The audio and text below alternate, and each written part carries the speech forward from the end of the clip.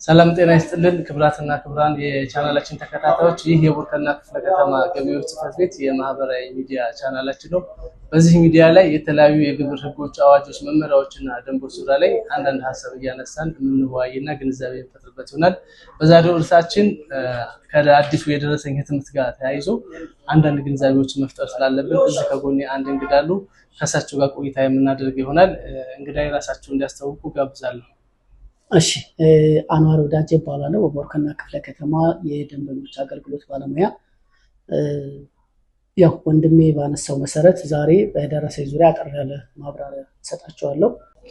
እሺ፣ እናመሰግናለን አቶ አንዋር። እንግዲህ ስለ ደረሰኝ ህትመት ከማውራታችን በፊት እንደ ጥቅል ግን ደረሰኝ ማለት ምንድን ነው፣ የትኞችን ያጠቃልላል የሚለውን አጠር ያለ ማብራሪያ።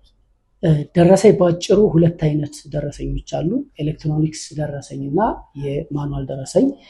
ኤሌክትሮኒክስ ደረሰኝ የካሽ ሬጂስተር ማሽንን የሚመለከት ሲሆን የማኑዋል ደረሰኝ ደግሞ በህትመት ደረጃ በወረቀት በፔፐር ደረጃ የምናገኛቸው ደረሰኞች ናቸው።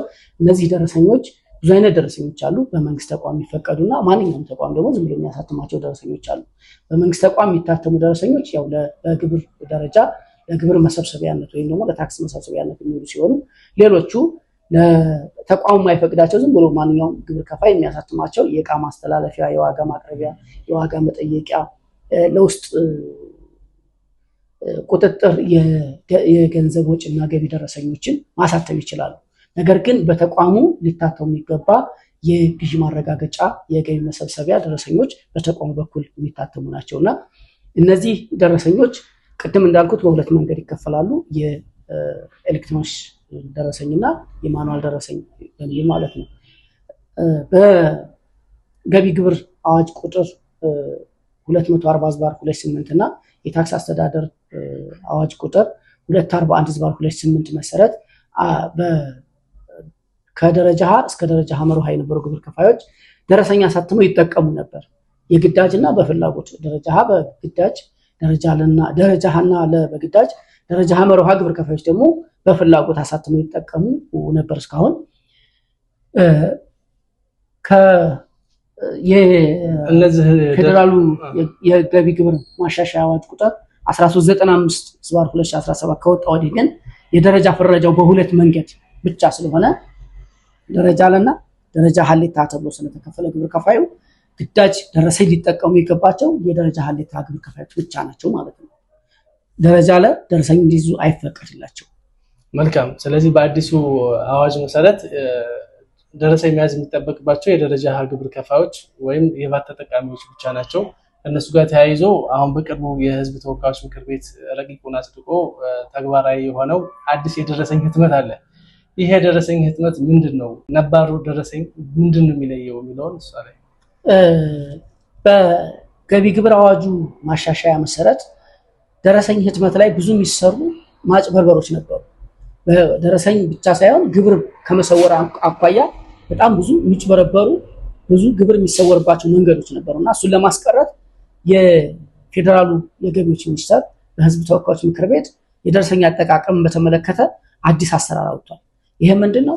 አንድ ግብር ከፋይ ደረሰኝ የሚጠቀም ከሆነ ኪውአር ኮድ የታተመበት ወይም የግብር ከፋዩ ማንነት ሊገልጽ የሚችል መረጃ የታተመበት በአንድ ትልቅ የማተሚያ ድርጅት ብቻ ሊታተም የሚገባው ደረሰኝ እንዲጠቀሙ አስገዳጅ ህጎችን አውጥቷል። ይሄም በብርሃንና ሰላም ማተሚያ ቤት የሚታተሙ ደረሰኞችን ብቻ እንድንጠቀም ማለት ነው። ያ ማለት ከአሁን በፊት ሰራባቸው የነበሩ ደረሰኞችን ሙሉ በሙሉ አንጠቀምም ማለት ነው። ከመቼ እስከ መቼ የሚለውን ለምሳሌ የአዋጁ ተግባራዊ የሚሆነው ከሐምሌ 1 2017 ጀምሮ ነው።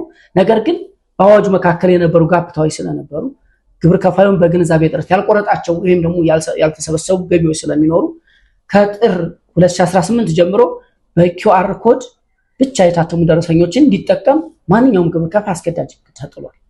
ስለዚህ ግብር ከፋዮች ማድረግ ያለባቸው በእጃቸው ላይ የነበሩ የተርኖቨር ታክስ ደረሰኞችን፣ የቫት ደረሰኞችን ይመልሱና በአዲሱ የኪውአር ኮድ የተካተተበትን ደረሰኝ አሳትመው መጠቀም ግዴታ ተጥሎባቸዋል ማለት ነው።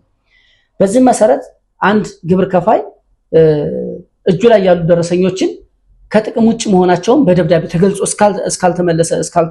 እስካልተገለጸለት ድረስ በህግ ተጠያቂ ነው። ምክንያቱም ቢጠቀምበትም በህግ ተጠያቂ ነው። ሳይጠቀምበትም ቢቀርና ቢቀመጥ ራሱ ግብር አለበት የለበትም የሚለው መግለጽ ስለማይቻል ያነዛን ደረሰኞች ወደ ተቋሙ አቅርቦ የተገለገለባቸውን እነዚህ የተወራረሱ ግብር የተከፈለባቸው ያልተጠቀመባቸውን ደግሞ እነዚህ ከአገልግሎት ውጭ የሆኑ የሚል የመሰረጃ ደብዳቤ ይዞ መቀመጥ አለበት ማለት ነው። በዚህ መሰረት የክፍለ ከተማችን ግብር ከፋዮች ካሁን በፊት እጃቸው ላይ የነበሩ የታተሙ ደረሰኞችን ወደ ተቋሙ በማምጣት እንዲሰረዙ የማድረግ ግዴታ አለባቸው። አዲስ በኪውአር ኮድ የሚጠይቁ ደግሞ በህጉ መሰረት መሟላት ያለባቸውን ፎርማሊቲዎች አሟልተው የኪውአር ኮድ እንዲታተምላቸው ይደረጋል ማለት ነው።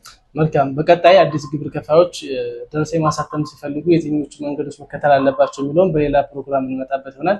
ነገር ግን ለዛሬ አዲሱ የደረሰኝ ህትመት ሙሉ በሙሉ ተግባራዊ ሆኗል። ገበያም ላይ በስፋት አለ። ስለዚህ ግብር ከፋዮቻችን ምናልባት ቀደም ሲል የነበረውን ነባሩን ደረሰኝ ይዛችሁ ከሆነ እሱ መጠቀም በዚህ ሰዓት ጀምሮ ያው በህግ የሚያስቀጣ መሆኑን አውቃችሁ ያን ደረሰኝ ተቋማችን ድረስ በመምጣት በመመለስ ቀደም ሲል በትዕዛዝ ያሳተማችሁት ደረሰኝ ካለ እሱን ወስዳችሁ እንድትገበያዩበት ወይም እንድትጠቀሙበት እንመክራለን። ለዛሬ የነበረን ቆይታ ይሄን ይመስላል። አቶ አንዋርን ከልብ እናመሰግናለን። በቀጣይ ፕሮግራም ደግሞ በሌሎች የግብር ህግና አዋጆች እንዲሁም ደንቦችና መመሪያዎች ዙሪያ ላይ ሌላ እንግዳ ጋብዘን ውይይት እናደርግ ይሆናል። ለዛሬ እናመሰግናለን።